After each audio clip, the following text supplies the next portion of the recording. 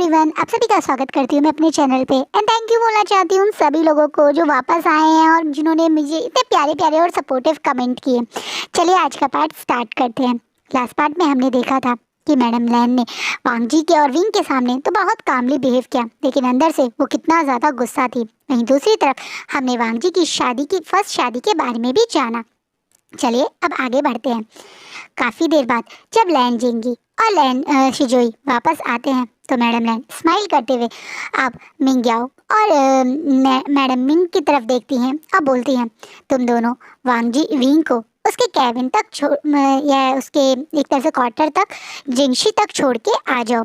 इस बात पे मिंग याओ का मन तो नहीं कर रहा, लेकिन वो सबके सामने बो करके विंग को वहाँ से उठा के ले जाता है। जब वांग जी वहाँ से उठ के विंग के पीछे जाने ही वाला था, तुरंत मैडम लैन वांग जी को रुकने के लिए बोलती हैं। वो वांग जी से बोलती हैं कि उन्हें वांग जी से अकेले में कुछ बात करनी है, और ये बात बोलने के बाद मैडम लैन वांग जी को लेके अपने रूम की तरफ बढ़ जाती हैं। रूम में आते ही वांग जी और मैडम लैन एक दूसरे की तरफ देख रहे हैं। मैडम लैन स्माइल करते हुए वांग जी को बैठने का इशारा करती हैं। वहीं वांग जी भी अपनी मदर के रूम के सामने पड़ी उस टेबल के कुशन के पे आराम से लोटस पोजीशन में बैठ जाता है। अब मैडम लैन भी वांग जी के बिल्कुल अपोजिट उसी लोटस पोजीशन में बैठी हुई हैं और अब शांति से स्माइल करते हुए बोलते हैं, मैं जानती हूँ तुमने ये शादी लैन कुरैन के कहने पर ही करी है। मैं जानती हूँ तुमने ये मेरे वजह से ही करा है। अब वांग जी बड़ी बड़ी आंखों से अपनी मदर की तरफ देखने लगता है। उस समय अगर तुम्हारी वाइफ मुझे वो पॉइजन ना देती तो मेरी वो इतनी बुरी हालत ना होती, जिसके कारण तुम भी उस समय इतने वीक थे कि मुझे अपनी गोल्डन कोर से या अपनी स्पिरिचुअल एनर्जी से सेफ नहीं कर सकते थे।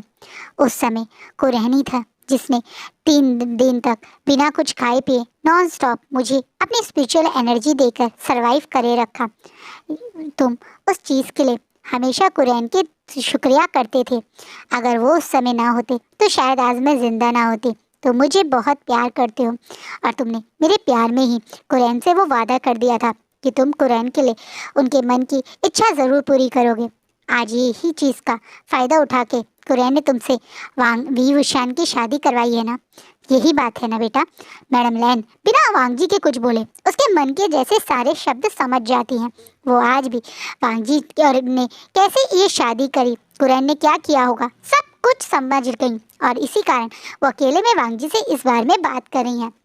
वो वादा जिसके कारण वांग जी ने कुरैन से शादी मतलब कुरैन को वादा करा था वो यही था। जब मैडम लैन की जान बचाने के लिए कुरैन ने ऑलमोस्ट अपनी जान ही लगा दी थी, यही कारण था कि मैं कुरैन से किए वादे ने आज वांग जी और विंग की शादी करवा दी। मैडम लैन की ये सारी बातें सुन के वांग जी बिना कुछ जवाब दिए अपना सर नीचे कर देता है। मैडम लैन बड़े प्यार से अब वांग जी के सर पे हाथ फिराती हैं और बोलती हैं, मेरे प्यारे बेटा, तुम हमेशा से ऐसे ही हो। हमेशा से मुझे और अपने ब्रदर को अपने से ज़्यादा वैल्यू करते हो। यही रीज़न है कि मुझे सबसे ज़्यादा तुम्हारी फिक्र है। अब मैं तुम्हारे साथ कुछ गलत नहीं होने दूंगी।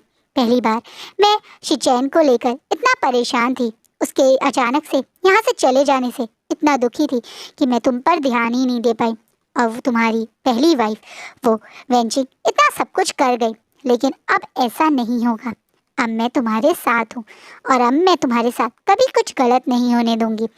आज भी मैं बहुत ज़्यादा दुखी हूँ कि मेरे कारण तुम फिर से एक अनचाहे रिश्ते में बंध गए, लेकिन अब मैं तुम्हारा साथ दूंगी और तुमसे एक बात कहूँगी। अब वांग जी बड़ी बड़ी आंखों से अपनी मदर की तरफ देखने लगता है। मैडम लैन जानती हैं लैन कुरैन कितना ज़्यादा विंग के लिए प्रोसेसिव है। शायद विंग को लेकर वो बहुत ज़्यादा एक प्रोटेक्टिव मोड पे हैं या प्रोटेक्टिव फील कर रहे हैं। यही कारण था कि इतने साल बाद वो इस घर पे आए। जेंटल हाउस में वो शायद ही कभी आते हो। अगर उन्हें अपने बच्चे यानी लैन जिंगी और लैन शिजुई से मिलना भी होता है तो वो उन्हें अधिकतर अपने घर पे बुलाते हैं या फिर उनसे बाहर मिलते हैं। यहाँ पे वो बहुत ही रेयरली कभी कभार ही आते हैं, लेकिन आज वो यहाँ ही थे। जब तक विंग यहाँ था वो बिल्कुल यहीं पर थे। इससे मैडम लैन समझ चुकी हैं कि वो विंग के लिए कितना ज़्यादा प्रोटेक्टिव हैं। और मैडम लैन इस चीज़ के बारे में सोच के दिमाग में कुछ प्लान करके वांग जी से अब कुछ बोल रही हैं। वो बड़े प्यार से वांग जी के दोनों हाथों को पकड़ती हैं और बोलती है, जो गलती तुमने अपनी पहली शादी में करी थी वो गलती अब मत करना। तुमने अपनी पहली शादी में अपने ओमेगा को चांस दिया था कि वो जैसा चाहे वैसा करे, लेकिन इस शादी में तुम ये नहीं करोगे। तुम ये समझो वांग जी, हर बार सामने वाले के सामने झुककर अपने आप को कमज़ोर करने की ज़रूरत नहीं है। कभी कभी हमें स्ट्रांगली स्टैंड लेना चाहिए। इस बार तुम विंग्स को मौका देने से पहले अपने आप को उसका अल्फा बनाने की कोशिश करो। मैं चाहती हूँ कि तुम एक स्ट्रॉन्ग अल्फा बन के इस रिश्ते को निभाओ। मैं चाहती हूँ कि आज तुम विंग को अपना ओमेगा मार्क करो। जिस बात पे वांग जी बड़ी बड़ी आंखों से अपनी मदर की तरफ देखने लगता है। मैडम लैन स्माइल करते हुए बोलती है, मैं एक ओमेगा हूँ, इसलिए तुमसे ऐसा कह रही हूँ। अगर आज तुमने उसे मार्क नहीं किया, उसे उसके हस्बैंड वाले राइट नहीं दिए, तो वो सोचेगा कि तुमने उसे एक्सेप्ट नहीं किया। ये एक तरीके से उसे ये भी महसूस करवाएगा कि तुम इस रिश्ते को मन से एक्सेप्ट कर रहे हो। बेचारा वांग जी, जिसे दुनिया की समझ नहीं, जो हमेशा अपने मदर अपनी फैमिली को इम्पोर्टेंस देता है, जिसे लगता है कि एक ओमेगा शायद ऐसे ही सोचता होगा, क्योंकि उसे क्या पता कि उसकी मदर ऐसा क्यों कर रही है। वो इस बात को सीरियस लेके हूँ कर देता है और वहाँ से चला जाता है। उसके जाते ही मैडम लैन के चेहरे पे एक कनिंग से स्माइल आ जाती है। वो जानती हैं कि अगर एक ओमेगा को उसका हस्बैंड बिना उसकी मर्जी के फोर्सफुली उस मार्क करेगा या उसे अपना ओमेगा बनाने की कोशिश करेगा, तो वो ओमेगा सोचेगा कि उसका हस्बैंड उसकी कोई वैल्यू ही नहीं करता, उसे सिर्फ अपना फिजिकल नीड पूरी करने के लिए ही शादी कर रहा है। वो यही चाहती हैं, वो इन दोनों के बीच में इतना बड़ा डिफरेंस कर देना चाहती हैं कि जिससे ये दोनों कभी एक दूसरे के क्लोज ना आए। वांग जी ने पहली बार रिश्ते में भी अपनी वाइफ को मौका दिया था। वो विंग के साथ फिजिकल नहीं हुआ था, यही वो वेंचिंग के साथ फिजिकल नहीं हुआ था, यही सोच के कि जब तक वेंचिंग कंफर्टेबल नहीं होगी वो उसके साथ फिजिकल नहीं होगा। वो अभी भी यही सोच रहा था, वो यही सोच रहा था कि विंग को भी वो ऐसे ही चांस देगा। लेकिन अपनी मदर की बात के बाद अब उसके दिमाग में एक अलग इमेज आई है। वो ये सोच रहा है कि वो आज विंग को अपना मार्क ओमेगा बनाएगा, वो विंग के साथ फिजिकल होगा, ताकि विंग को ये लगे कि वांग जी और वो इस रिश्ते को एक कदम आगे बढ़ाना चाहते हैं। बेचारा वांग जी, उसे समझ नहीं आ रहा वो पहली वाली तरह करे या ये करे। तो उसे बेचारे को जो उसकी मदर कह रही है वो वैसे ही कर रहा है। बेचारे वांग जी के मन में तो एक नए रिश्ते को सिर्फ एक चांस देने की उम्मीद है। अब अगर वो इस रिश्ते में बंधा है तो वो चाहता है कि वो इस रिश्ते में अपना एफर्ट डाले। हाँ, वो ये अच्छी सोच के साथ ही रिश्ते को निभाना चाह रहा है। वांग जी को नहीं पता कि वो जो करेगा, जो आज वो सोच रहा है, वो एक तरीके से उसके इस रिश्ते को पास में अच्छा शुरुआत नहीं बल्कि एक बहुत खतरनाक शुरुआत करेगा। मिंग जो बहुत ज़्यादा घबराया हुआ उस बेड पे बैठा है, जिसे मैडम मिंग और मिंग्याओ ने ऑलमोस्ट एक धक्का दे के जैसे छोड़ जाते हैं ना, ऐसे छोड़ के वो चले गए। गुस्से में विंग को कुछ बताया नहीं। बेचारा विंग थोड़ा इधर टकरा पकड़ा के तो पहले कमरे तक पहुंचा, फिर आराम से उस बेड पे बैठ गया। एक बात तो उसे माननी पड़ेगी, चाहे कुछ भी हो, चाहे इतना कम टाइम हो, लेकिन लान जिंगी और लान शिजोई ने तो इस रूम को बहुत अच्छे से डेकोरेट किया है। बहुत सुंदर सारी डेकोरेशन करी गई है। फ्लावर्स भी बहुत सुंदर तरीके से डेकोरेट और सजाए गए हैं। कैंडल्स हैं, सेंटेड अरोमा जल रहा है। इन शॉर्ट ये रूम बहुत ज़्यादा ब्यूटीफुल डेकोरेट है। विंग की उस हल्की सी वेल से विंग ऑलमोस्ट सब कुछ देख भी पा रहा है। इससे पहले विंग कुछ रिएक्ट करता है, कुछ करता, एकदम से वो गेट खुलता है, जिसे विंग थोड़ा घबरा के खड़ा हो जाता है। वो सामने से वांग जी को आते हुए देखता है। वहीं वांग जी भी एकदम से रूम में आते ही विंग के एकदम अपोजिट खड़ा हो जाता है। वांग जी विंग के चेहरे से वो वेल हटाता है और एक सेकंड के लिए तो वांग जी जैसे विंग को देख के पूरी तरह से शॉक में चला जाता है। विंग का फेस क्लियरली वांग जी अब देख पा रहा है, क्योंकि इससे पहले जब वो जियांग्स क्लैन में थे तब उसने गौर से देखा ही नहीं था, और अभी भी वांग जी देख सकता है विंग जिसके चेहरे पे कोई मेकअप नहीं है, बिल्कुल सिंपल है, पर इस रेड हानफू में इतना ज़्यादा ब्यूटीफुल और अट्रैक्टिव लग रहा है कि वांग जी एक सेकंड के लिए अपनी धड़कन ही भूल जाता है। सचमुच में विंग की ब्यूटी उसका सबसे बड़ा प्लस पॉइंट है, इसमें कोई शक नहीं है। फर्स्ट टाइम में ही देख के लोग उसकी तरफ जो अट्रैक्शन फील करते हैं वो वांग जी भी फील कर रहा है। वहीं विंग थोड़ा सा नर्वसली अपनी नज़र ऊपर करके देखता है तो वो भी अब वांग जी का फेस बहुत क्लियरली देख पा रहा है। वैसे तो उसे वांग जी का फेस देखा था पहले वेल के अंदर ही, तब भी वो उसे बहुत ज़्यादा हैंडसम और अट्रैक्टिव लगा था, लेकिन अब तो उसे वो बहुत ज़्यादा ब्यूटीफुल लग रहा है। इस रूम की इस कैंडल की लाइट्स में वांग जी का फेस बहुत ज़्यादा ग्लो कर रहा है। वांग जी का फेस थोड़ा सा मतलब होता है नो एक्सप्रेशन वाला है, लेकिन उसके बावजूद उसकी वो शार्प फीचर्स, उसकी वो डार्क गोल्डन आईज जो उसे इस समय विंग को बहुत इंटेंसली देख रही हैं। उसे देख के विंग के चेहरे पे कब हल्का सा ब्लश आ जाता है उसे फील ही नहीं होता है। इतनी इंटेंस नज़रों से वांग जी उसे देख रहा है कि कहीं ना कहीं से ब्लश फील हो रहा है। वांग जी की आंखें, ये नजरें उसे थोड़ा ब्लश तो फील करवा रही है, लेकिन विंग बिल्कुल भी कुछ करने के मूड में नहीं था। वो बेचारा तो शांति से खड़ा हुआ था, जब अचानक से वांग जी थोड़ा सा आगे बढ़ के विंग के फेस को हल्का सा ऊपर करता है, जिसे देख के विंग अब उसकी तरफ बड़ी बड़ी आंखों से देखने लगता है। अब वांग जी धीरे से विंग की तरफ बढ़ता है और जो हाथ विंग के हाथ में उसका फोरहेड रिबन बंधा था उसे अचानक से उसके हाथ से खोलने लगता है, जिससे विंग थोड़ा सा घबरा के शॉक हो जाता है और एकदम से बोलता है, ये खोलने से मना किया था अंकल ने। बेचारा विंग थोड़ा डरते हुए बोल रहा है।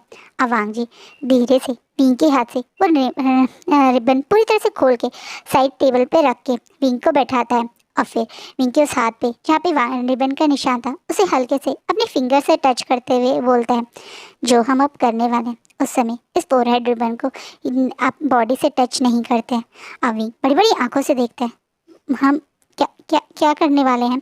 अब वांग जी थोड़ा सा आगे आके विंग के फेस के बिल्कुल पास आके उसके लिप्स के इतने क्लोज कि बेचारा विंग थोड़ा सा ही मूव करेगा तो वो विंग के मतलब वांग जी के लिप्स को फील कर सकता है। वांग जी इतने क्लोज आके धीरे से बोलता है, तुम्हें मैं अपना मार्क करूँगा और इस शादी को हमेशा के लिए लॉक करूँगा। और ये बोलने के बाद वांग जी विंग के लिप्स को एकदम से कैप्चर कर लेता है। वो मौका ही नहीं देता विंग को बोलने का, विंग को ये बताने का कि हाँ वो भी चाहता है ये शादी मतलब हमेशा के लिए लॉक हो जाए, या वो भी अपनी शादी का लास्ट रिचुअल करना चाहता है, लेकिन आज शायद नहीं, शायद 2 दिन बाद या 3 दिन बाद या क्या पता थोड़ा समय बाद। ये दोनों एक दूसरे को अभी जानते भी तो नहीं है। वांग जी के साथ विंग थोड़ी बातें करना चाहता था, उसके बारे में कुछ जानना चाहता था, एकदम से ये सब नहीं करना चाहता था। बेचारा विंग ये चीज़ बोल ही नहीं पाता क्योंकि वांग जी तो अब पूरी तरह से हंगरली उसे पैशनेटली किस कर रहा है। शायद थोड़ा सा उसकी मदर का ये कहना कि विंग को ये चीज़ तभी श्योर फील करवाएगी जब वो उसे मार्क करेगा तब, और दूसरा विंग की ये ब्यूटी जिसे देख के अब वांग जी के अल्फा को ऑलमोस्ट अपने ऊपर कंट्रोल लूज हो चुका है। वो कब धीरे धीरे लिप्स से विंग के नेक तक आ गया है उसे पता भी नहीं चला। वहीं विंग तो कुछ रिएक्शन भी नहीं दे पा रहा है। विंग अभी शायद अपने फर्स्ट हीट में भी नहीं आया तो उसे इन चीज़ों की कोई आइडिया ही नहीं है।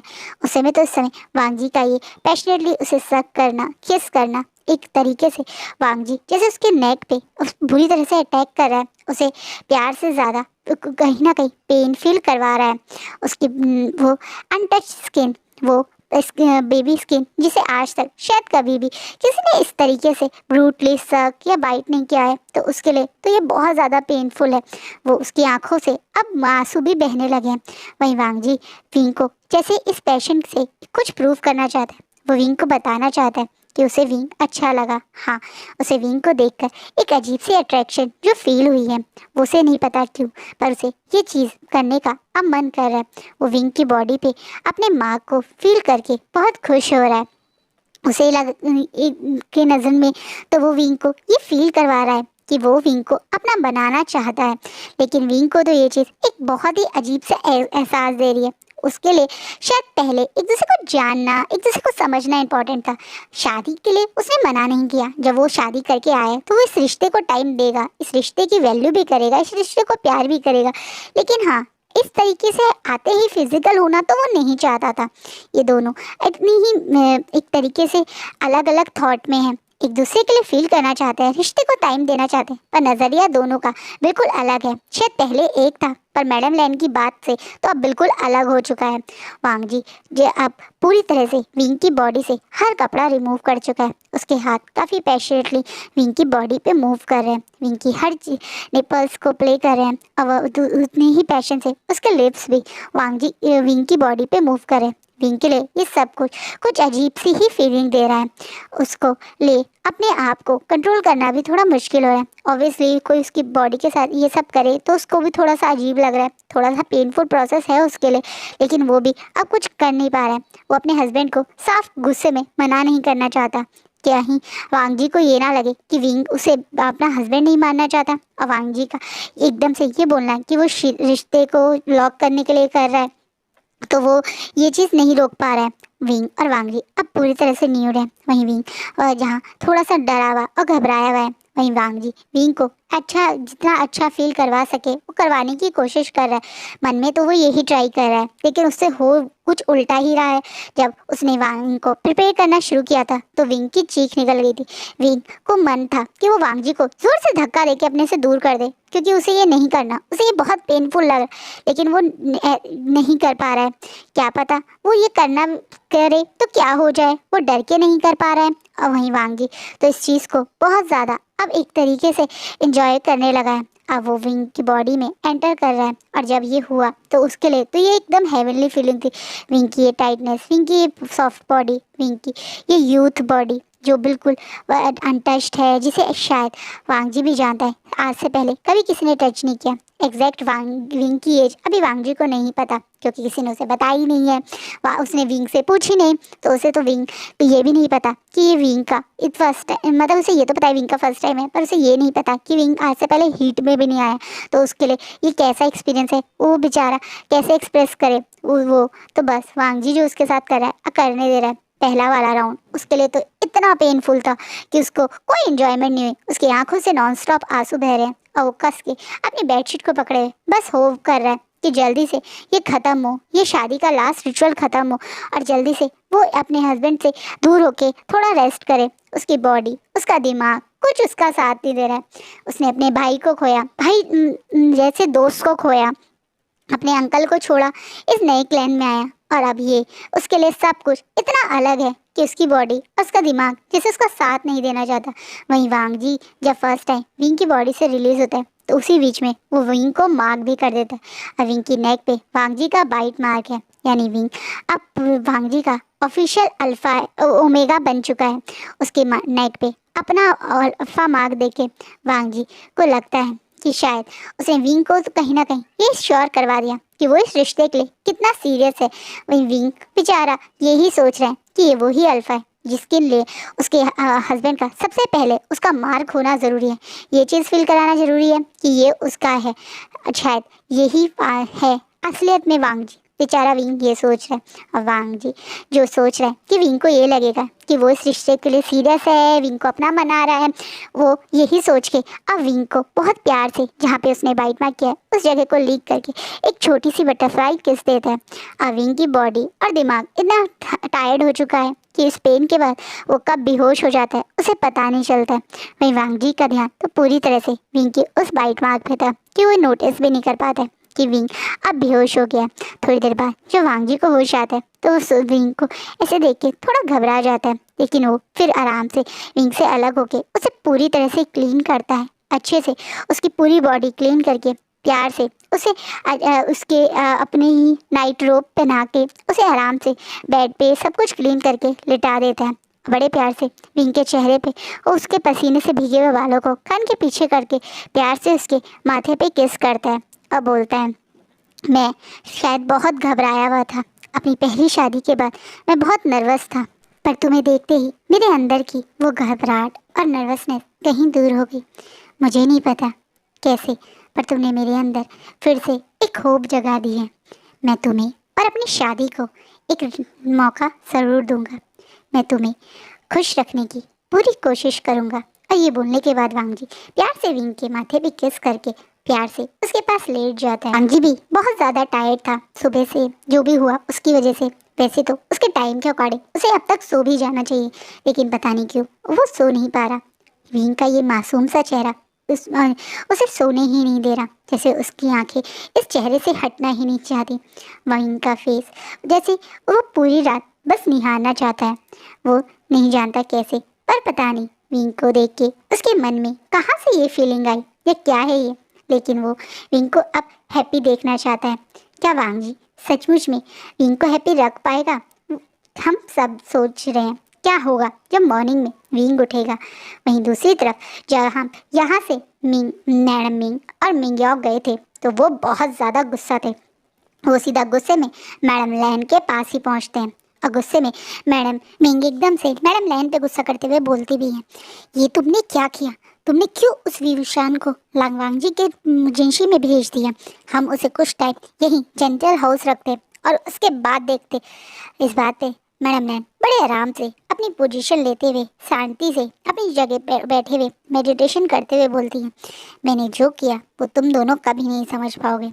तुम अच्छे से मेरे बेटे को नहीं जानते, लेकिन मैं अपने बेटे को बहुत अच्छे से जानती हूँ। वो चाहे ऊपर से कितना सख्त बनता हो, कितना हार्टलेस हो, पर मेरा बच्चा कभी किसी के साथ कुछ गलत होते हुए ना ही देख सकता है और ना ही कर सकता है। वो चाहे ये शादी ज़बरदस्ती में करी हो, लेकिन इस शादी में अपने हस्बैंड की वैल्यू और रिस्पेक्ट कभी नहीं छोड़ेगा। अगर मैं उसे जानबूझ के विंग से दूर रखती तो वो पर्सन के मतलब एक तरह से लांगवांग जी उस पर्सन के लिए पहले से ही प्रोटेक्टिव फील करने लगता। मुझे उसे इस तरीके से विभूषण से दूर रख के कोई फ़ायदा नहीं होता। तो फिर क्या करेंगी आप? अब बेचारा मिंगयाओ परेशान होते बोलते हैं, आंटी आप अच्छे से जानते हो मैं आपको बहुत पसंद करता हूँ और मैं वांग जी को भी बहुत पसंद करता हूँ। आप मेरे दिल की फीलिंग को बहुत अच्छे से समझते हो। उसके बाद मैं कैसे अपनी आंखों के सामने जिसे मैं इतना प्यार करता हूँ वो किसी और को पसंद करे देख सकता हूँ?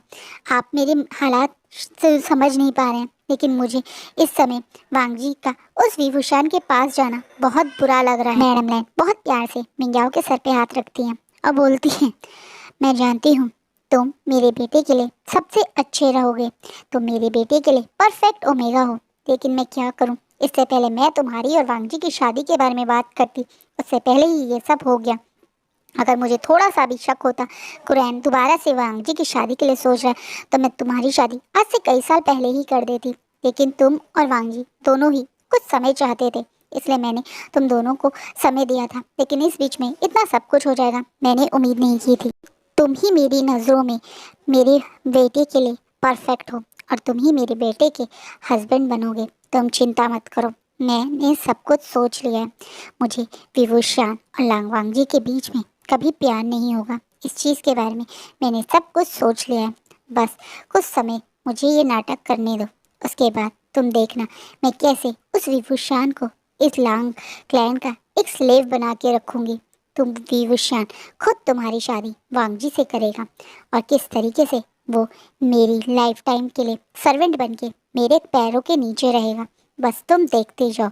मैं उसकी माँ ने जो मेरी ज़िंदगी में आग घोली थी, मेरी ज़िंदगी में नफ़रत घोली थी, उसका किस तरीके से उससे बदला लूँगी। तुम देखते जाना। उसका पति उसके साथ तो होगा, लेकिन कभी भी उसे प्यार नहीं करेगा और वो जीवन भर मेरे क्लैन के अंदर ही फंसा रहेगा, मेरे हाथों की कठपुतली बन के मेरे पैरों में ही पड़ा रहेगा। तुम बस देखते जाओ। मैडम लैन बहुत ज़्यादा कॉन्फिडेंस है कि वो ऐसा सब कुछ कर लेंगी, क्योंकि उन्हें लग रहा है कि वांग जी तो विंग को कभी पसंद ही नहीं करेगा। वो जानती हैं कि वांग जी किसी को प्यार शायद अब तक कभी कर ही नहीं पाया है। उन्हें दिल में लगता है कि वांग जी के मन में विंग के लिए कभी फीलिंग नहीं आएगी और वो आराम से अपने प्लान में सक्सेस हो जाएंगी। वो नहीं जानती कि चीज़ें बिल्कुल भी ऐसी नहीं होती जैसे हम सोचते हैं। जैसे उन्होंने अब तक सोचा था कि वो वांग जी और मतलब एक तरीके से मिंगयाओ की शादी करवा देंगी, पर नहीं हो पाया ना। वैसे ही किस्मत ने कुछ और ही लिखा है। वांग जी तो विंग को शायद पहली नज़र में ही प्यार करने लगा। उसके दिल में तो पहले से ही अपने हस्बैंड के लिए प्यार आ चुका है, जो शायद मैडम लैन सोच रही थी कि वो एक तरीके से ऐसा करके विंग की नज़रों में वांग जी की इमेज बिगाड़ देंगी। विंग सोचेगा कि उसका हस्बैंड एक नॉर्मल अल्फा है जो सिर्फ फिजिकली ही ओमेगा को ट्रीट करना जानता है, या उनकी नज़रों में ओमेगा सिर्फ बैड वार्मर होते हैं। ऐसी इमेज बनाने की सोच रही थी।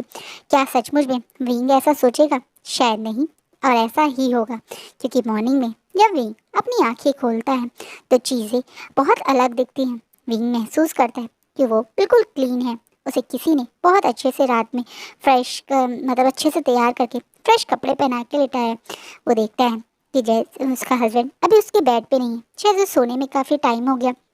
जितना उसने लैंड क्लैन के बारे में सुना है उसके अकॉर्डिंग तो लैंड क्लैन के लोग बहुत जल्दी सुबह उठते हैं, लेकिन यहाँ तो करीबन सूरज भी आ चुका है, लेकिन फिर भी उसे किसी ने नहीं उठाया। वो बड़े आराम से सपोर्ट से बेड पे बैठता है, क्योंकि उसकी बॉडी में थोड़ा बॉडी एक हो रहा है। उसका फर्स्ट टाइम था और वो भी बहुत यंग भी है, उसकी बॉडी बहुत वीक है, इसी कारण उसे थोड़ा सा ज़्यादा पेन हो रहा है।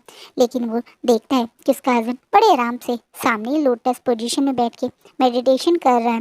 वांग जी इस समय बिल्कुल घर के कपड़ों में है, यानी उसने कोई हैवी से हानफू नहीं पहने हुए, बहुत लाइट हानफू पहने हुए हैं और बड़े आराम से वो मेडिटेशन कर रहा है। इस सनलाइट में वांग जी का फेस उसे क्लियरली शो हो रहा है।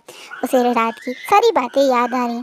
थोड़ा सा वांग जी पे गुस्सा भी आ रहा है और थोड़ा सा ब्लश भी आ रहा है। वी सोचता है कि उसे अब उठ के फ्रेश होना चाहिए, इसलिए वो बेड से उठ के फ्रेश होने के लिए जैसे ही कदम नीचे रखता है तो उसकी एकदम से चीख निकल जाती है। उसकी बॉडी शायद इस चीज़ के लिए रेडी नहीं थी, उसकी बैक तो बिल्कुल रेडी नहीं थी। अचानक से बेड से उठ के जाना उसकी बॉडी में एकदम से इतने शार्प पेन महसूस करवाएगा, उसे आइडिया नहीं था। इसे वो बेचारा चीख के दोबारा बेड पे गिर जाता है। उसकी चीख से वांग जी जो मेडिटेशन में था एकदम से आँख खोल के उठ जाता है और दौड़ के वांग जी विंग के पास पहुँचता है और एकदम से पीयूषण क्या हुआ तुम्हें, एकदम से बोलता है, जिसे भी आंसू भरी आंखों से वांग जी की तरफ देखता है और रोते हुए ही मासूम बच्चों की तरह, मुझे बहुत दर्द हो रहा है, मेरी बैक में बहुत पेन हो रहा है, रोते हुए अपने आंसू को साफ करते हुए बोलता है। वांग जी बड़े प्यार से विंग को बैठाता है और फिर बड़े प्यार से उसके फेस से आंसू पूछते बोलता है, तुम्हें बहुत ज़्यादा दर्द हो रहा है। विंग अब अपनी आंखों से आंसू साफ करते हुए गर्दन हिलाते हुए हाथ की तरफ हिलता है। अब वांग जी विंग को एकदम से ब्राइडल स्टाइल में उठा लेता है, जिसे विंग एकदम से शॉक हो जाता है कि ऐसा कैसा।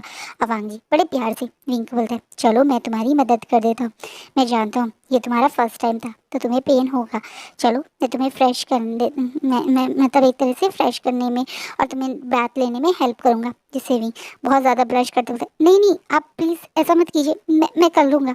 इस बात पे वांग जी बड़े प्यार से विंग से बोलता है, तुम्हें जब हीट आती होगी तब भी तो कोई तुम्हारी हेल्प करता होगा फ्रेश करने में और उसमें, तो मैं भी कर देता हूँ। अभी बहुत ब्लश करते हुए अपने फेस को वांग जी की नेक में छुपाते हुए बताया, मुझे अभी तक हीट नहीं आई है। जिसे वांग जी बड़ी बड़ी आंखों से अब विंग की साइड देखता है और शॉकिंगली बोलता है, तुम्हारी एज क्या है। जिस बात पे विंग थोड़ा सा ब्लश करते हुए थोड़ा सा घबराते हुए बोलता है, मैं 17 ईयर का हूँ। वांग जी के लिए ये एकदम शौक था, क्योंकि वांग जी को लगा था कि बहुत सारे ओमेगा नाजुक से कमज़ोर से होते हैं तो अपनी एज से कम लगते हैं, पर उसे उम्मीद नहीं थी कि विंग सच्ची में जितना दिखता है उतने ही ईयर ओल्ड है। उसे लगा था वो कम से कम 20 का तो होगा ही, लेकिन वो 17 ईयर ओल्ड है, यानी वो वांग जी से विंग से मतलब वांग जी विंग से एज में काफ़ी बड़ा है और विंग अभी बहुत ज़्यादा यंग था, शायद उसकी फर्स्ट हीट भी नहीं आई थी। तो उसके लिए ये फिजिकल एक्टिविटी कितनी वो थी, जिसके कारण अब विंग को अब की हालत देख के वांग जी को मन में बहुत ज़्यादा गिल्ट महसूस होता है। उसे लगता है कि कम से कम वो एक बार तो कल रात विंग से बात कर ही लेता, उसकी एज तो पूछ ही लेता, कहीं उससे भी जल्दबाजी में उसने विंग को बहुत ज़्यादा हर्ट तो नहीं कर दिया। इसलिए वो घबराते हुए विंग को वॉशरूम लेके जाता है, उसकी हेल्प करता है। विंग उस समय भी नहीं मैं कर लूँगा बार बार बोल रहा था। इसे वांग जी थोड़ा गुस्सा करते हुए विंग को बोलता कि वो उसका हस्बैंड है, उसका अल्फ़ा है, तो वो उसकी हेल्प ज़रूर करेगा। वो आराम से विंग को फ्रेश करवाता है, उसके कपड़े भी चेंज करवाता है, उसे के क्लोथ्स जो उसने मॉर्निंग में ही मंगवा लिए थे लंच जिंगी से, और वो क्लोथ्स विंग को देता है। विंग उन कपड़ों को पहन के अब आराम से बैठा हुआ है और अपने हाथ में उस फोरहेड रिबन को पकड़ा हुआ है जो उसके कपड़ों के साथ वांग जी ने रखाया था।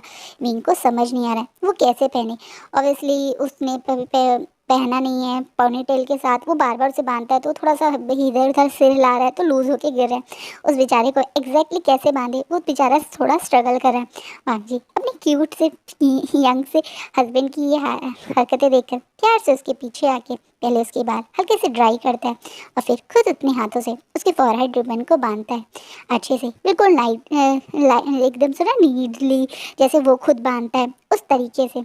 विंग के फोरहेड पे ये फोरहेड रिबन वांग जी को बहुत ज़्यादा खुशी दे रहा है। उसे याद है कि वेंचिंग ने कभी इस फोरहेड रिबन को बांधा ही नहीं था, लेकिन विंग ने एक बार में कहते ही इसे बांध लिया। वांग जी को बहुत ज़्यादा क्यूट लग रहा है। वांग जी समझ चुका है विंग एक कच्ची मिट्टी है। हाँ, इतनी कम एज में उसकी शादी हो गई, उसे कुछ रिलेशनशिप रिश्तों की शायद नॉलेज नहीं होगी।